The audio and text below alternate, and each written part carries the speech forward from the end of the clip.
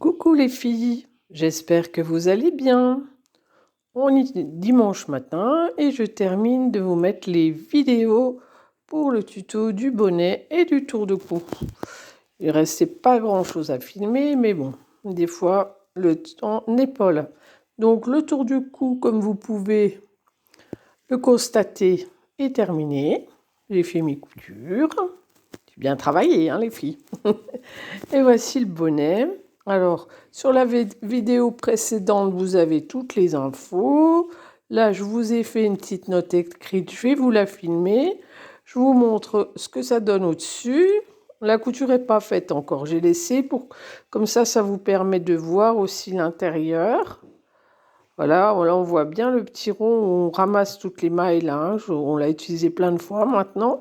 Et ça nous permet aussi, si on veut ajouter, par exemple, un pompon amovible, vous mettez donc un bouton et vous passez la petite languette et vous l'attachez ou vous l'enlevez à votre gré. C'est pas mal aussi, hein, les pompons amovibles. Moi, je sais que mes petites filles, elles aiment bien.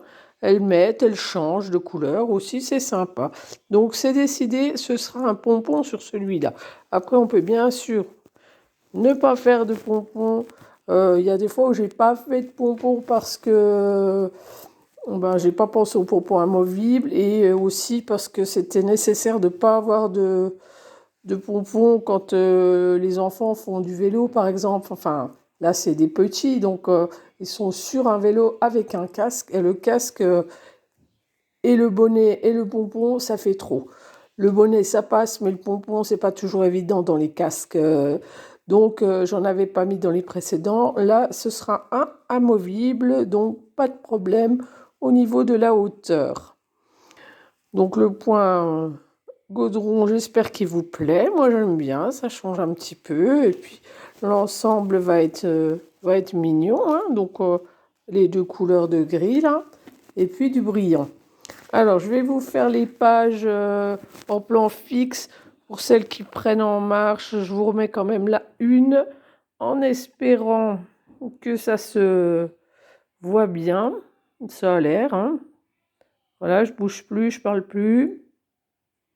Je vais peut-être encore appuyer là. Bon, après, il n'y a pas grand-chose. Je vous ai pas mis le nombre de pelotes parce que comme c'est des restes, mais je pense une pelote c'est bon. Et comme j'ai fait deux couleurs, je ne sais pas exactement, mais c'est pas un grand projet.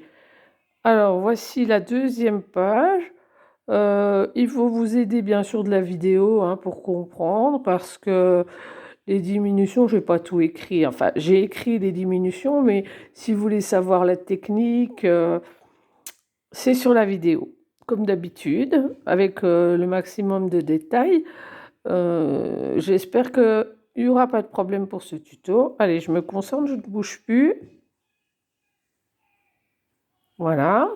Donc, on tricote en gaudron et là, à partir des 12 centimètres, alors je vais prendre le bonnet, pardon. À partir des 12 centimètres, on fait des diminutions. Et j'ai choisi, donc, je vous l'avais dit précédemment, de les faire dans la partie envers sur l'endroit, là, où elles sont assez discrètes. On ne les voit pas trop, hein. Donc, voilà. Donc, les diminutions, ça commence par 5 mailles, une diminution, 8 mailles, une diminution, 8 mailles, on fait jusqu'à la fin du rang. Après, donc, mettons que les diminutions commencent là.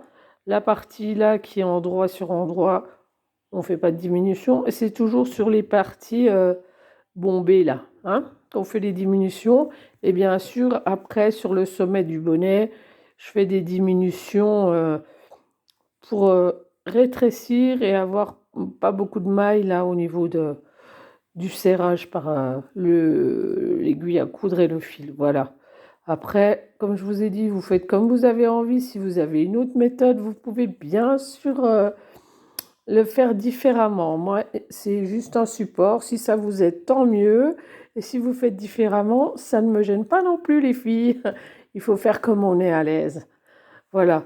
Donc après, quand vous en êtes tout en haut, que vous suivez toute ma prolongation, hein, puisqu'il y a toutes les diminutions là, puis là, le sommet. Donc le sommet, on est là.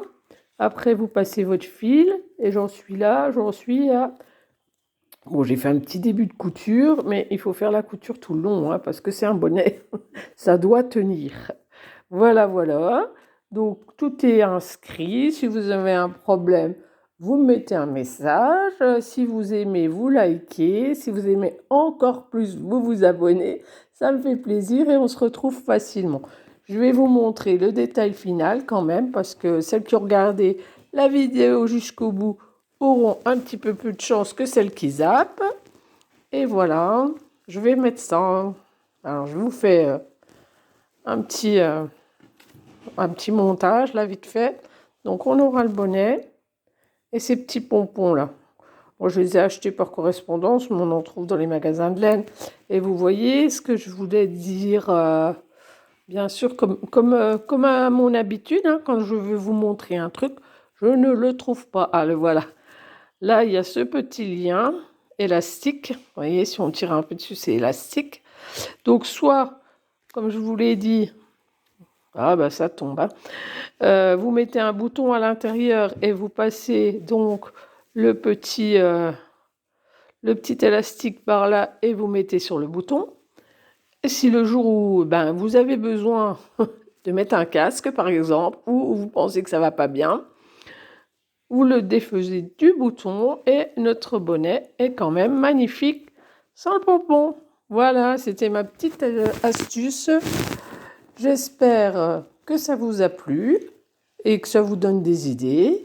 Et sur ce, je vous souhaite une belle après-midi.